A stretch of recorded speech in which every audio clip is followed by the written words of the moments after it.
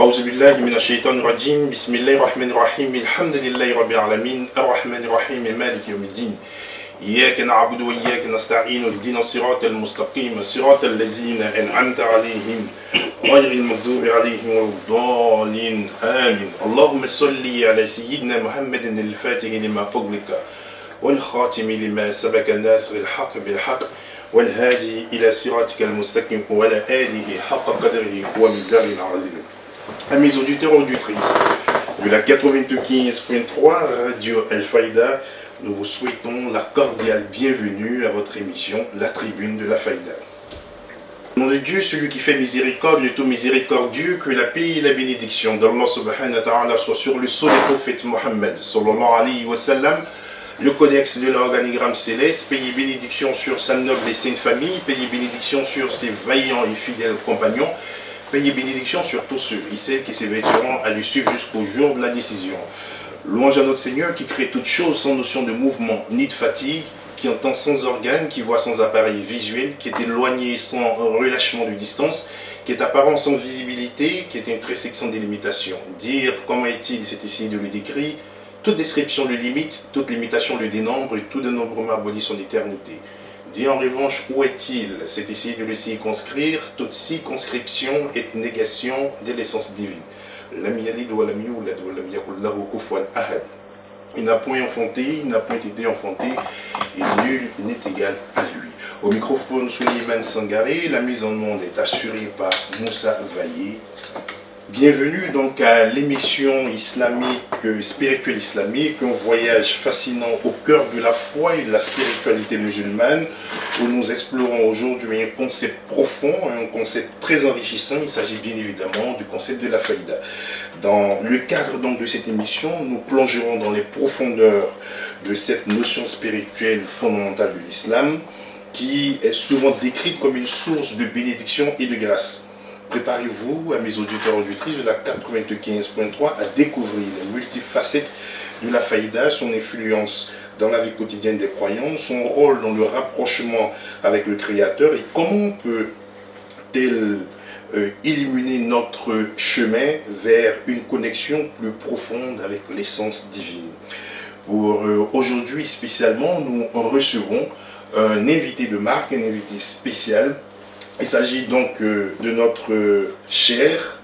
Il est à la fois juriste, écrivain, conférencier, poète, historien. Il est le petit-fils du détenteur de la faïda entendue par la Cheikh Ibrahim Niass, et du fils de El Hadj Omar ibn El Hadj Abdou Niang, voilà, et de la fille donc de notre cheikh, en l'occurrence Cheikh Rokhaya Niass, qui bien évidemment est considérée comme une écrivaine d'expression arabe dans la sous-région, qui s'est distinguée bien évidemment par ses écrits. Et la famille, il est donc de la famille de Niang. Il s'agit bien évidemment donc de Cheikh Ahmed Boubacar Oumar Niang.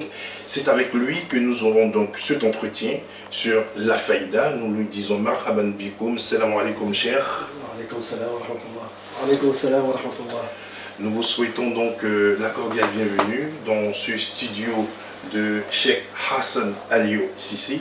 C'est avec vous qu'aujourd'hui nous allons parler de la faïda. Alors, je voudrais juste vous demander, est-ce qu'il y a quelque chose d'autre à ajouter à votre biographie, quand on sait que vous êtes à la fois juriste, vous êtes écrivain, vous êtes conférencier, vous êtes poète. Je me réfère donc au livre Triomphe des véridiques, qui est un récit donc de la vie de El Hadj Abdoulaye Niass, le père de Cheikh Ibrahim Niass. Est-ce qu'on peut ajouter quelque chose d'autre à cette biographie assez enrichissante? Alhamdulillah, alhamdulillah, rabbil alamin. Salatu wassalamu ala ashrafil mursalin, sayyidina wa maulana Muhammadin, al-Fatih al-Khatim wa ala alihi haqq qadri wa miqdar al-azim. Ya himmat al-shaykh, ihduri lana bi hadha al-mahdari wa ta'tifi bi nadratin ta'ti lana bil-dhafari. Masha'Allah, monsieur Sangaré, je suis très content d'être ici dans ce studio béni qui porte le nom du grand imam, du grand érudit, la sommité de l'islam, notre aîné et mentor. Je n'oublierai jamais le dernier mot qu'il m'a dit, alors qu'il était de passage à Paris, pendant que j'étais étudiant. Il m'a dit faites de gros efforts. Quand vous serez de retour au Bercail, vous verrez que j'aurai préparé le terrain. Barakallahu fik. Alhamdulillah. D'accord. La présentation que vous avez faite, la biographie, elle est complète, machallah. Elle est complète. Il n'y a rien à rajouter. Barakallahu fik. On est accompagné bien évidemment par Oumar Nyangin, qui est frère au fils donc de Zakir, avec qui nous allons tendre le micro pour déjà introduire cette émission avec la grâce divine, Inch'Allah. Oumar Nyangin, salam alaikum. Est-ce qu'en 1-2 minutes, tu peux déjà présenter quelque chose pour qu'on commence à rentrer dans le plein, dans la faïda, Inch'Allah. عليك صلاة الله ثم سلام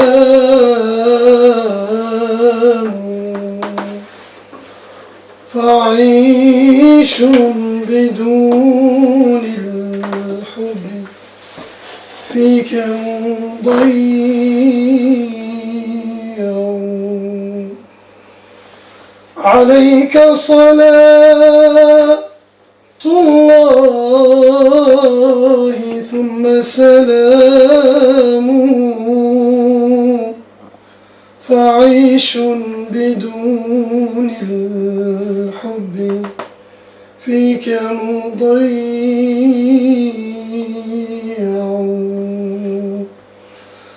عليك صلاة الله ثم سلامه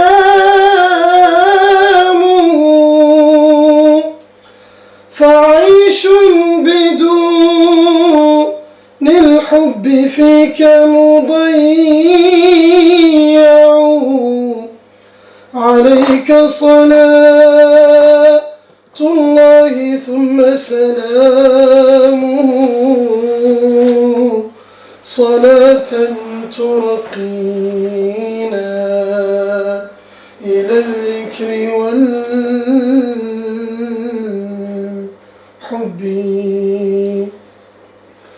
رسول إله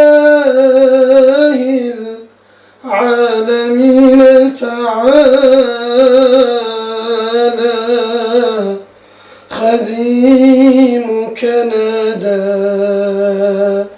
يا رسول تعالى خديمك نادى يا رسول فلا أرى فقيرا إلى غير الإله تعالى خديم بأقصى الغرب يدعو محمدا وليس يرى غير الرسول ثمالا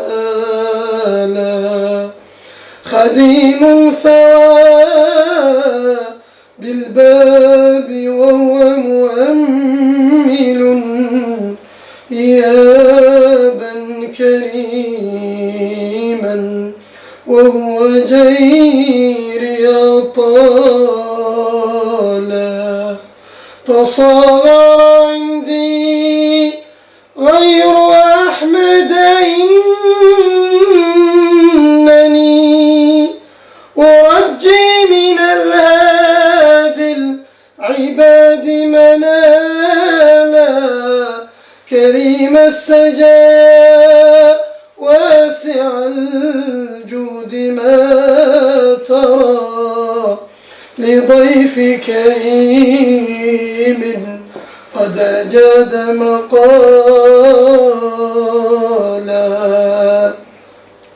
فهبوا على مقدار كفك مصطفى البرايا عطاء لا يخاف زوالا ففي كل حي قد خبت بنعمة وإني كشاس قد أروم نوالا عليك صلاة الله ثم سلامه وتشمل أصحاب النبي وآل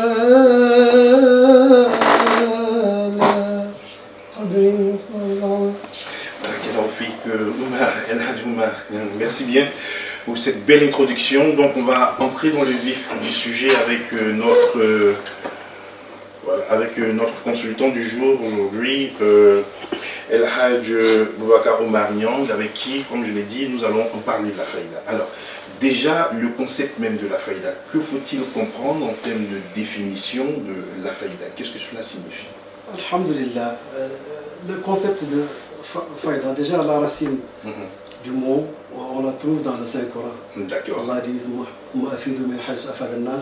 en parlant du flot d'humains qui partent du mont Arafat pour célébrer l'unicité divine. Donc, faïda veut dire surabondance, flot.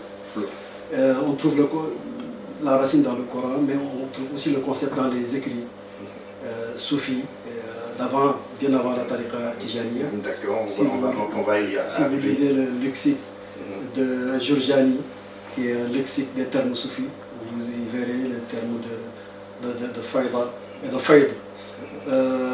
Mais ici dans la tijaniya, ça a une autre acception, c'est-à-dire ça veut dire le mouvement spirituel qui avait été prédit par le fondateur de la loi, Maulana Cheikh Ahmed Tijani, radiyallahu ta'ala anhu.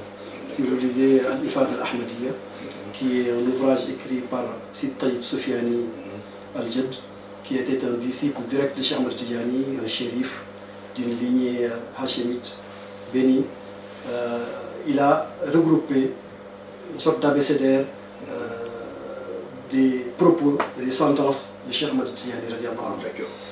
Le numéro 58 de cet ouvrage correspond à la lettre Ta. تأتي فائدة على أصحابي حتى يدخل الناس في طريقتنا أفواجا تأتي هذه الفائدة والناس في غاية ما يكون عليهم الضيق والشدة. Dans la lettre Ta, il rapporte les propos de Cheikh Ahmed Tijani qui disait qu'une faïda adviendra parmi mes disciples et les gens entreront dans notre voie par vagues successives. Cette faïda adviendra alors que les gens seront dans une détresse spirituelle et matérielle. Donc ça a été prédit par Cheikh Ahmed Tijani.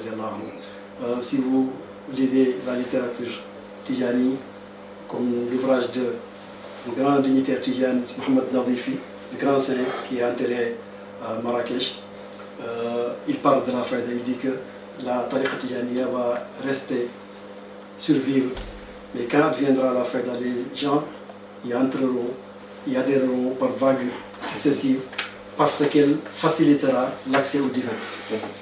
Donc ça a été confirmé par les grands dignitaires. Et Cheikh Ibrahim lui-même dit que les grands saints, les grands dignitaires parmi la ligne hafizienne, le Cheikh Mohamed Hafiz de la Mauritanie, parmi les Tidjanes, il disait, il y avait des gens du dévoilement. Parmi ceux-là, il y a quelqu'un, Mohamed Hafiz Ibn Khairi, qui disait qu'il a su prévoir le dévoilement, que le détenteur de la faïda sera à peine âgé de 30 ans. D'accord. Et donc c'était quelque chose qui a été prédit par Cheikh Tijani, et les grands saints de la Tijaniya, ils aspirent tous à cette station tant que convoitée et bénite, qui est la station du détenteur de la faïda, qui est le dignitaire et l'héritier véritable de Maulana Cheikh Ahmed Tijani radiyallahu ta'ala. D'accord, ok. Bon, là, on était sur le concept, la signification véritablement du mot lui-même. On va faire peut-être une petite histoire. Oui. Alors, l'avènement même vous avez déjà commencé, hein, oui. De la faïda, ça commence à partir d'où? Est-ce que dans les premiers temps de l'islam, il y a eu des événements historiques faisant donc recours à la faïda, et ainsi de suite, ou ça a un début exactement dans l'histoire même de l'islam? Oui, vous savez que l'islam, il y a une triptyque qui résume l'islam. D'accord. Il y a la soumission ou l'islam, il y a l'iman ou la foi, et il y a l'ihsan qui est l'éthique ou bien le bel agir ou bien la bienfaisance. Quand on atteint le stade, quand on est allé au troisième stade qui est le stade de l'ihsan ou de la bienfaisance, le prophète l'a défini dans un hadith qu'on appelle le hadith de Jibril, car c'est l'archange Jibril, qui a pris une forme humaine, et est venu au prophète Mohammed sallallahu alayhi wa sallam et lui posa des questions, dont la première, qu'est-ce que l'islam, qu'est-ce que l'iman, la foi, qu'est-ce que l'ihsan. Et la réponse que le prophète sallallahu alayhi wa sallam a donnée à propos de l'ihsan, c'est l'ihsan consiste à adorer Allah au point que on imagine même qu'on le voit, ou si on n'atteint pas ce stade-là, au moins que l'on sache qu'Allah il nous voit. Donc c'est le sommet de la contemplation. Donc les Sahaba, les compagnons du prophète, ils avaient une lueur qui, dans leur cœur, du fait de la présence du prophète Mohammed sallallahu alayhi wa sallam, mais aussi du fait de la formation qu'ils recevaient de lui. Après le départ du prophète Mohammed sallallahu alayhi wa sallam, il y a les compagnons du prophète qui ont perpétuer cet enseignement-là.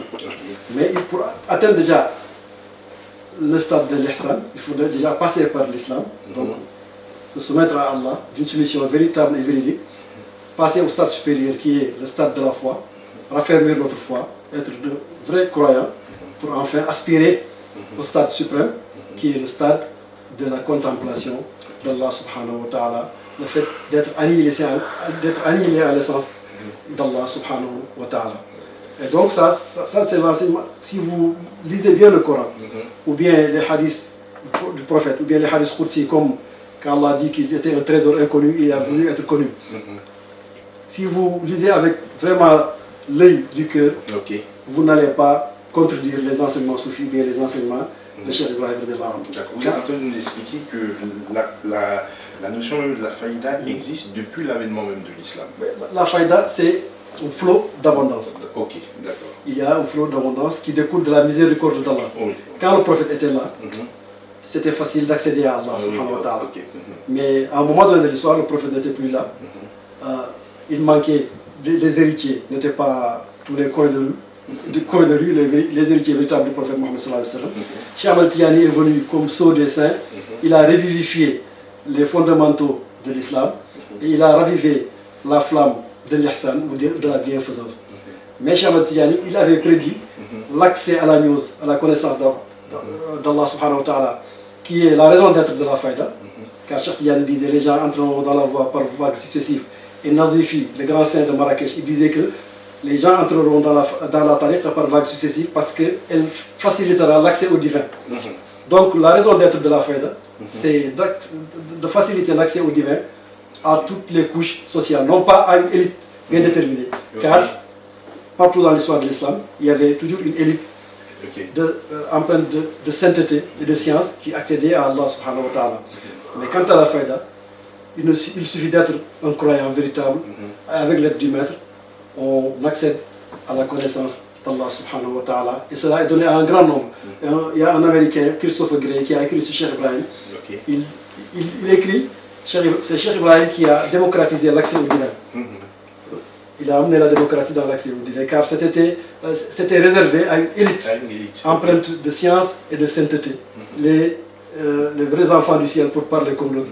C'est seulement ceux-là qui accédaient à la news. Mais grâce à l'autorisation divine de Cheikh Ibrahim, à la prédiction de Cheikh Ahmed Tidiane, maintenant il suffit d'avoir un bon cheikh, un cheikh qui est bien ancré dans les fondamentaux de la tarbiya. Cheikh Ibrahim a écrit un ouvrage à ce propos intitulé La levée des équivoques ou Kashf al-Albas, car il y a certains qui disaient que les portes de la tarbiya sont fermées. Maintenant il suffit d'avoir une ambition et un peu de zèle, et avec la miséricorde divine on pourra accéder à Allah subhanahu wa ta'ala. Cheikh Ibrahim a dit que la tarbiya existe toujours.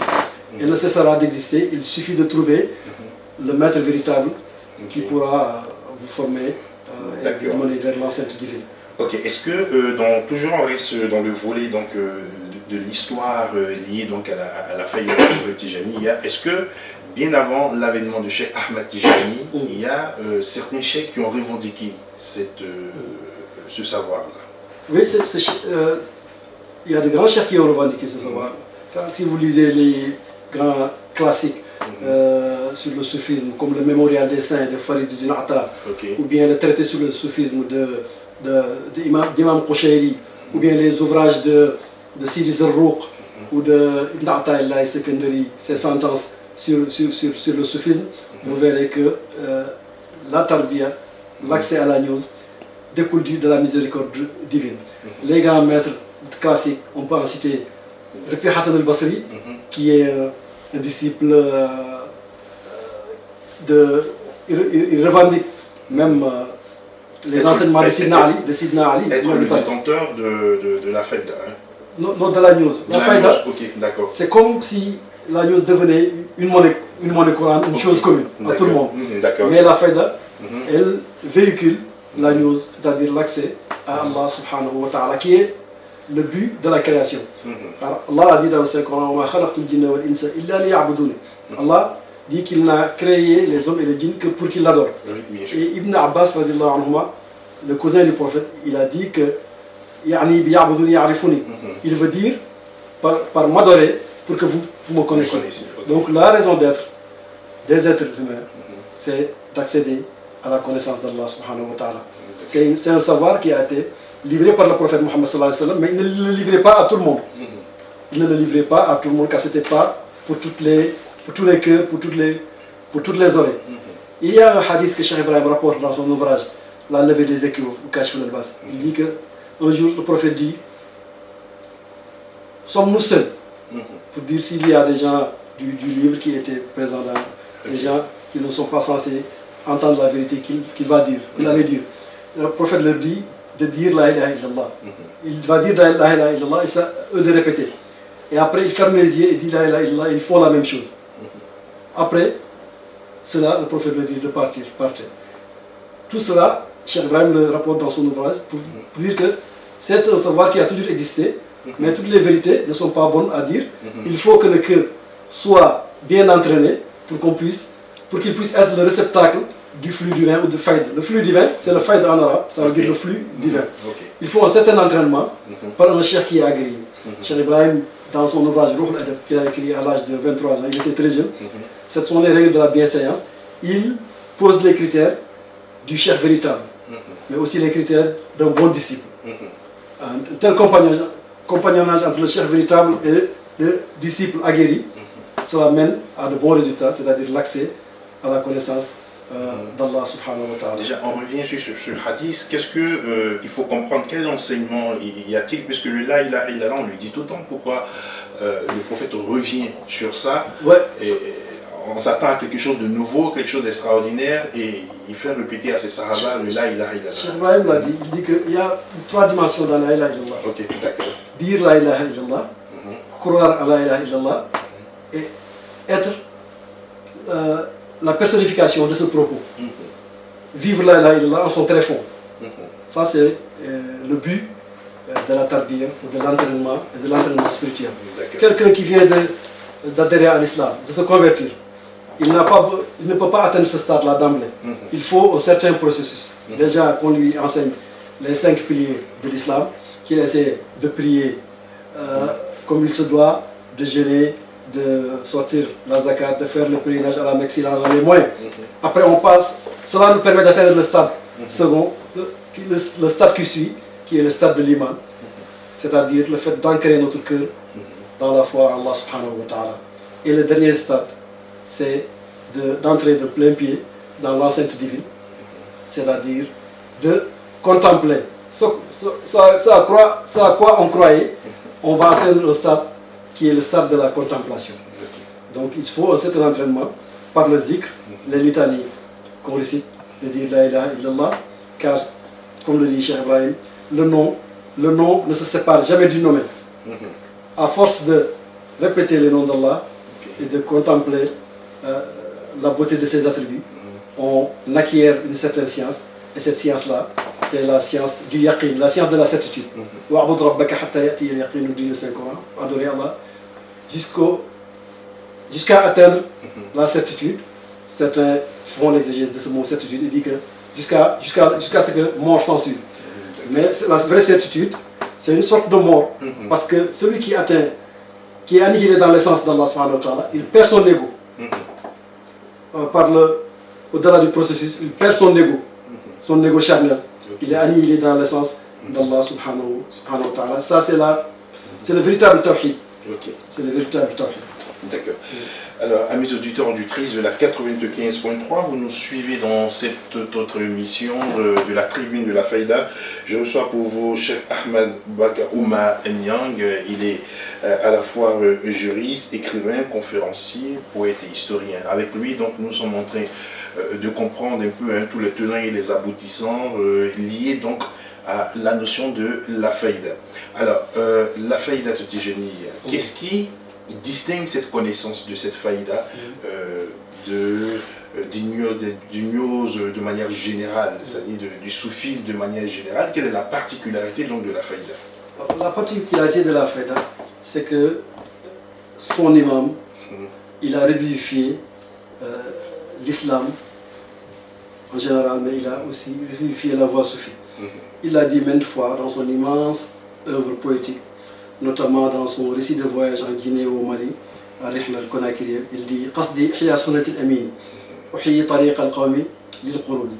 Mon objectif, c'est de revivifier la sainte pratique du confident d'Allah, le prophète Mohammed sallallahu alayhi wa sallam, mais aussi de revivifier les fondamentaux de la voie soufie. Car le soufisme était, comme du temps d'Imam Junaidi Sayyid al-Ta'ifa, qu'on appelle le maître du groupe des soufis, était devenu folklore, était devenu un sacerdoce qu'on hérite, on se passe de père en fils, alors que selon Cheikh Ibrahim, la sainteté ne s'hérite pas. Donc il a revivifié les voies du soufisme. Est-ce que ça se mérite? Si ça ne s'hérite pas, est-ce que ça se mérite ou bien est-ce que c'est une question de grâce divine? Ça se mérite. Pour recevoir la grâce, il faut déjà le mériter. Il faut déjà le mériter, car le prophète Mohammed sallallahu alayhi wa sallam, qui est le choisi d'Allah d'entre ses créatures, vous savez tous en lisant la sainte histoire du prophète ou la Sira, l'effort qu'il fournissait dans la grotte d'Al-Hira pour prier. Il priait la nuit jusqu'à ce que ses pieds s'enflent. Et quand on lui disait, Allah a dit qu'il vous a pardonné vos péchés antérieurs et postérieurs, et il répondait, Afala akuna abdan shakura. Ne devrais-je pas être un serviteur qui est reconnaissant, qui est empreint de gratitude? Donc, Cheikh Ibrahim, il a revivifié l'islam, il a écrit plein d'ouvrages sur la théologie, il a revivifié des pratiques qui étaient devenues oubliées ou surannées, comme la pratique du qabd, poser les deux mains sur la poitrine, la iqama avant la salat. Il a aussi donné plein de vigueur à l'importance de l'apprentissage du Saint-Coran, alors que même les filles apprenaient le Coran et le mémorisaient. Il a revivifié l'islam, comme il a revivifié la voie soufie, mais comme il a revivifié aussi la tariqa tijaniya. Car il dit dans une correspondance envoyée à ses disciples mauritaniens, il ne peut pas, il a perdu le compte quant au nombre d'individus qui ont adhéré à l'islam à travers lui, entre ses mains. Il ne peut pas compter le nombre, le million de personnes qui ont adhéré à la tariqa tijaniya à travers lui. Donc il a revivifié l'islam, il a revivifié la sunna, comme il a revivifié la voie soufie à travers la tariqa muhammadiya, qui est la tariqa tijaniya.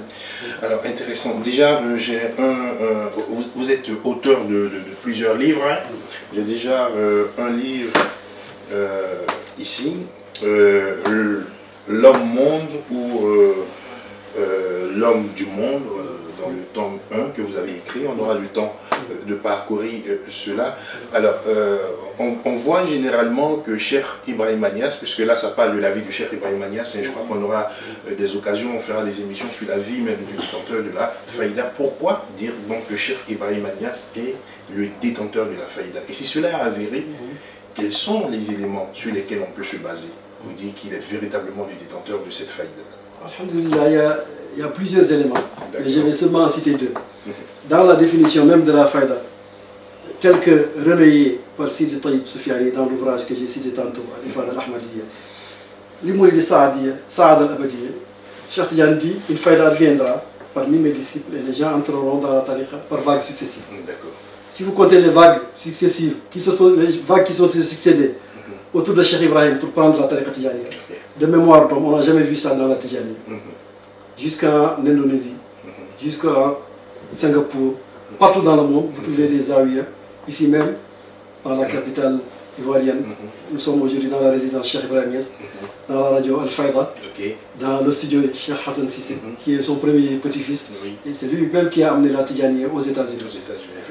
Donc les vagues qui se sont succédées pour prendre la Tidjani entre ces mecs, ça n'a jamais existé dans l'histoire de la tariqa Tidjani.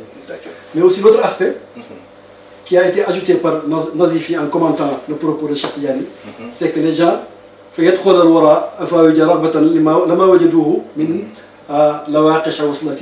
gens adhéreront dans la voie par vagues successives, car la faïda facilitera l'accès à Allah subhanahu wa ta'ala. Si vous comptez le nombre de gens qui ont dit avoir accédé à la news, à Allah subhanahu wa ta'ala, en Mauritanie, au Sénégal, en Côte d'Ivoire, au Nigeria, partout dans le monde, c'est des millions de personnes qui ne parlent même pas la même langue.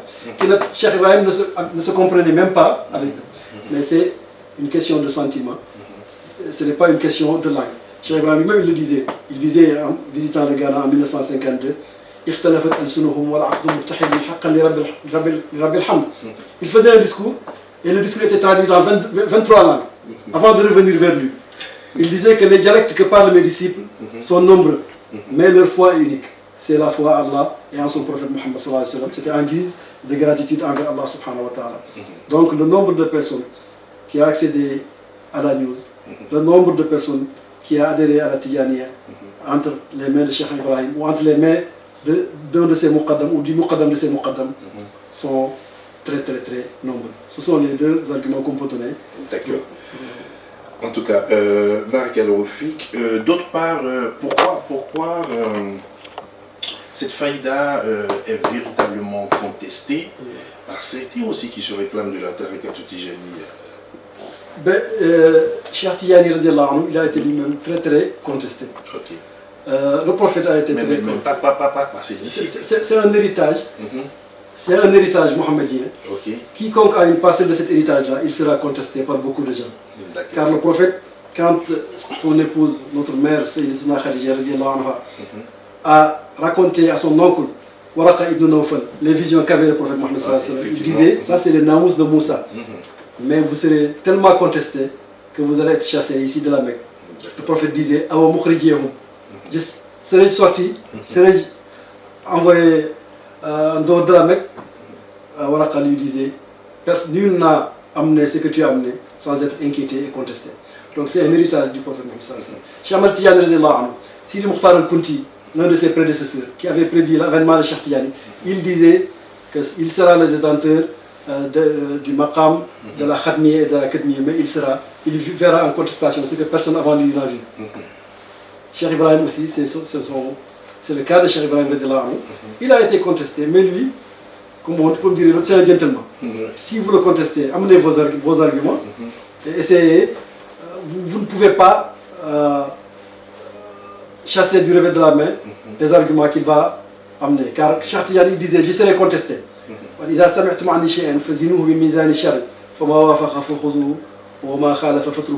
serai contesté, mais si un propos m'est attribué, pesez-le sur la balance de la Sunna et du Coran. Si ça correspond, sachez que ce propos vient de moi. Mais si c'est contradictoire au Coran et à la Sunna, sachez que ça ne vient pas de moi. C'est le cas de Cheikh Ibrahim. J'ai ici une lettre qu'il avait envoyée à l'un de ses premiers disciples, qu'on appelle Hajj Omar ibn Malik, Omar Koutem. Il lui disait que je suis le détenteur de la faïda. J'ai eu la confirmation du prophète Mohammed sallallahu alayhi wa sallam en plein jour. J'ai la confirmation de Cheikh Ahmed Tidjani, mais j'ai la confirmation qui vient de moi-même, car je me connais plus que nul ne me connaît. Nous serons contestés, mais voir, ce n'est pas entendre. Quiconque le conteste, qu'il essaie d'expérimenter ce qu'on a expérimenté, et il saura que ce que nous prêchons, c'est la vérité. Et il n'y a rien qui contredise le Coran ou la sunna du prophète Mohammed sallallahu alayhi wa sallam. Car bizahiri shari wa nouri mubini wa rabbi salikina bila shakkin wala riyabi ou bila kadin wala riyabi. C'est par la loi apparente de la charia, mais aussi par la lumière évidente de la news que j'éduque mes disciples. Donc nul doute n'est permis. Aucun doute n'est permis sur ce que j'ai amené. Je n'ai amené rien de nouveau, mais un entendement nouveau. L'entendement, ça se renouvelle. Ça se renouvelle. Il a amené un entendement nouveau par la revivification de la pratique du prophète, mais aussi de la pratique du Cheikh Tidjani radiyallahu ta'ala anhu. D'accord. Alors, au sein de la faïda, il y a quand même une éducation spéciale, vous l'avez cité hein, en arabe, le mot atarbiya, qu'on attribue généralement à Cheikh Ibrahim Niasse et à ses disciples, une formation, une prise en charge donc, des talibés pour qu'ils puissent atteindre, n'est-ce pas, leur véritable réalité. Et semble-t-il que c'est en fait cette pratique, cette éducation qui est contredite, en fait, qu'on considère, si on peut le dire, entre autres, une bida qui a été instaurée au sein même de la grande famille de la Tariqa Tijaniya. Mais ceux qui essaient de s'inscrire en faux contre la notion de tarbiya ou bien les éléments de la tarbiya tels qu'enseignés par Cheikh Ibrahim, c'est vraiment, ils prêchent dans le vide, si j'ose dire. Parce que le zikr que Cheikh Ibrahim ordonne à ses disciples lors de la formation spirituelle, mais c'est tiré des enseignements de Cheikh Tidjani. Il n'y a que la salat ala nabi. Il n'y a que la salat ala nabi dans le zikr qu'on donne aux disciples qui sont en train d'entreprendre la tarbiya. Cheikh Ibrahim disait lui-même il n'y a même pas mention du nom de Cheikh Tidjani dans le wird, ni mention de notre Cheikh. Mon wird est le noyau de la, qui mène à la guérison des infirmités spirituelles. Le wird que Cheikh Ibrahim ou ses dignitaires, ses muqaddam donnent aux disciples durant leur formation spirituelle, ils sont dans tous les ouvrages de la Tariqa Tijaniya. Salat al-Nabi, la ilaha illallah, salat al-Nabi. La différence, c'est l'autorisation divine. Mais est-ce que Cheikh Ahmad Tijani a procédé de la sorte avec ses sahaba, disons ses khalifs? Effectivement. Il a procédé, de la sorte. Le problème, c'est qu'il n'y a pas eu cette masse-là. Ok, d'accord. Cheikh Ahmad Tijani, il avait prédit l'accès à l'illumination à 10 de ses disciples. 10 seulement. Ok. Mais le compte n'est plus possible dans la faïda. Ça vient du privilège de Cheikh Tidjani radiallahu anhu. Il disait une faïda adviendra pour la plus grande masse. Mais pour le moment de son vivant, il n'avait garanti l'accès au Fath al-Akbar qu'à 10 de ses disciples, d'autres disent à 14 de ses disciples, dont nous connaissons les noms. Mais quant à la faïda, ça provient de la station de Cheikh Ahmad Tidjani radiallahu anhu, comme Cheikh Ibrahim le dit. Lui, il est le préposé, c'est lui qui donne les gens à boire. Mais le propriétaire du tavernier, c'est Cheikh Tidjani radiallahu ta'ala. Quand vous le voyez à l'œuvre au Ghana, avec une conversion de 16 000 personnes en seulement 2 jours, selon les rapports britanniques, Cheikh Ibrahim disait Fatil Qabaïl, Saqahum al-Khadm al-Tidjani al-Qaïl, al-Madfa' al-Kabir, Yarmi min Ba'id, Yani Maqamahu al-Mukattam al-Farid. Rendant grâce à Allah, il est toujours reconnaissant à Cheikh Tidjani. Il disait que toutes ces tribus africaines-là, qui ont fait la queue devant ma résidence pour accéder à la Tidjaniya, ils ont été abreuvés, non seulement par moi, mais par le sceau Cheikh Ahmad Tidjani, qui disait dans ses propos qui sont répertoriés par Sid Taïb Soufiani, quand le canon de gros calibre sera tiré, il atteindra de loin sa cible. Cheikh Tidjani avait donc implicitement prédit l'avènement de cette faïda-là. En tout cas, merci bien. Avec vous, on aura dans d'autres occasions abordé donc votre ouvrage Cheikh Ibrahim Niasse, l'homme-monde ou l'homme du monde. L'homme-monde ou l'homme du monde. C'est un peu compliqué. C'est très compliqué, mais en tout cas, on aura le temps avec vous d'échanger sur ces différents ouvrages pour comprendre les profondeurs donc, de la vie même de Cheikh Ibrahim Niasse. Quoi qu'on dise, la question de la faïda, la question de la tarbiya, tout cela gravite autour de la personnalité donc, de Cheikh Ibrahim Niasse. Au niveau de la faïda, parlons exactement de là où il y a le problème, en fait, sur la tarbiya. On parle donc de l'enseignement, c'est-à-dire du cheikh, de l'enseignement et du... Alors, qui est habilité à le faire, à prendre en charge véritablement le disciple et de le conduire vers son Seigneur? Le cheminement, vous savez que dans le langage soufi, on utilise beaucoup les termes qui sont propres aux voyageurs. D'accord. On parle de cheminement spirituel, on parle d'ascension. Donc c'est un cheminement qui mène vers Allah subhanahu wa ta'ala. Dès qu'on accède à l'enceinte de la présence divine, ce cheminement n'aura plus de fin car Allah n'a pas de fin. Ok. Donc, les grands maîtres soufis déjà, avant Cheikh Ibrahim, ils ont fixé les critères du compagnonnage. D'accord. Quel est le maître véritable? Un homme pieux qui connaît la charia et la haqiqa. Quelqu'un qui connaît la voie et les obstacles qui pavent la voie.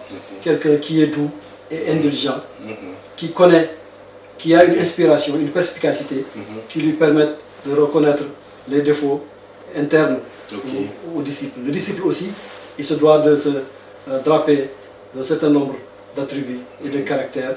Il doit aimer Allah subhanahu wa ta'ala, il doit être conciliant et il doit écouter et suivre les ordres que donne son cheikh. Fût-il amer, au contraire, à son bon vouloir, car le propre du cheikh, c'est d'apprivoiser l'ego. L'ego qui est très fort. Et nous avons l'exemple le plus parfait dans le compagnonnage du prophète Moussa alayhi salam avec son maître Khadir. Que pouvez lire dans le Saint-Coran. Évidemment, ça c'est le summum quand même. Parce que, mais ça c'est une inspiration qui montre les critères du bon maître, qui peut avoir des qualités qui ne sautent pas à lui. Car Khadir, il a tué quelqu'un, il a détruit une pirogue, il a reconstruit un mur qui était en train de tomber. Et dans les yeux du profane qui était le prophète Moussa alayhi salam, c'était incompréhensible. Mais après qu'il ait échoué à l'examen, il lui a donné une explication de tous ces actes-là.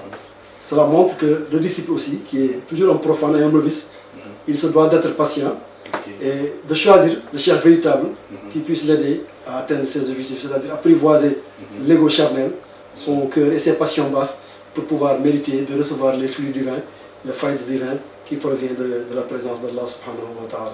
Ce flux divin, est-ce que à partir donc, de mes lectures, à partir de mes bouquins, je peux pas l'avoir? C'est-à-dire, si je décide par exemple de suivre ce chemin, à travers mes lectures, il n'est pas possible donc d'atteindre.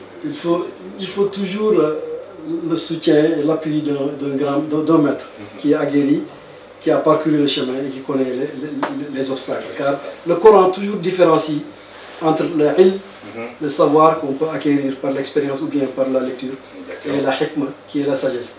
La sagesse, c'est l'inspiration divine qui provient du zawq, c'est-à-dire du goût.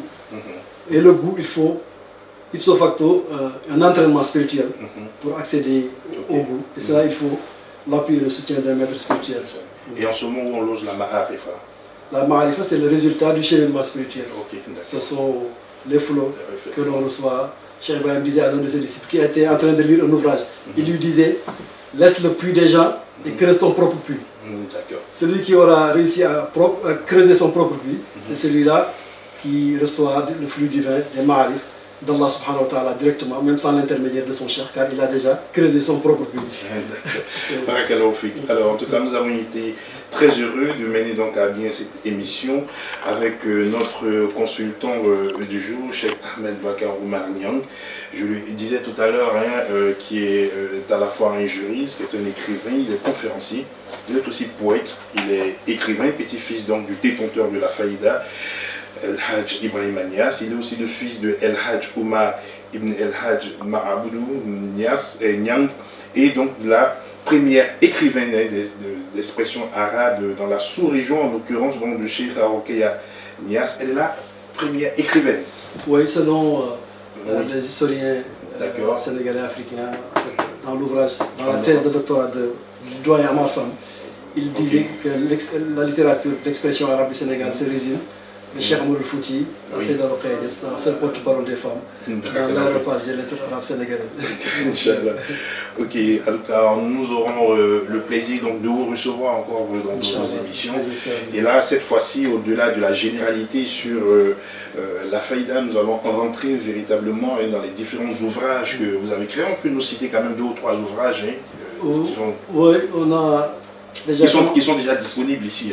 Les ouvrages qui sont disponibles, il y a le Triomphe des véridiques, le récit de la vie et de l'œuvre de Hajj Abdullah Niass, que j'ai coécrit avec un frère. Il y a Cheikh Ibrahim Niass, Homme du monde, qui est le premier volume est disponible, qui est sur la biographie de Cheikh Ibrahim. Il y a les correspondances entre Cheikh Ibrahim et son disciple Al-Haji Ma'abd Niang. Il y a aussi l'ouvrage Shifa al-Uyub, qui est une exégèse du livre Purification des cœurs, écrit par Haj Abdullah, 15 ans avant la naissance de son fils Cheikh Ibrahim Niass. Il y a aussi un autre ouvrage qui est en français aussi, français arabe. C'est un recueil de poèmes sur la sainte biographie du prophète Mohammed sallallahu alayhi wa sallam, Diwan Nour al-Basar, fi Madh Sayyid al-Bashar. D'accord. Et tous ces ouvrages donc, sont disponibles ici à la Zalua. On pourra donc, ceux qui sont intéressés, pourront donc nous approcher au niveau de la radio auprès de notre frère Hassan pour pouvoir véritablement donc, avoir ces ouvrages. Juste avant même l'émission, j'ai eu le privilège, je crois que c'est vous qui avez transmis sur le Cheikh, une correspondance donc, du Cheikh Ibrahim Niass au premier président donc, de la République de Côte d'Ivoire, son excellence Feu Félix Houphouët-Boigny, et pour dire qu'en fait c'était une personne multidimensionnelle qui avait des soucis même de protocole, de correspondance, Inch'Allah. Alors donc on aura le temps de parcourir ces livres avec vous dans d'autres émissions pour apprendre davantage. À mes auditeurs, auditrices de la 95.3, j'ai été heureux de mener donc à bien cette émission. Au microphone, c'était votre frère Souleymane Sangari. La mise en onde a été assurée par Moussa Vaillé. On se retrouve, Inch'Allah, la semaine prochaine pour une autre émission du Triomphe. Une autre émission de la fête.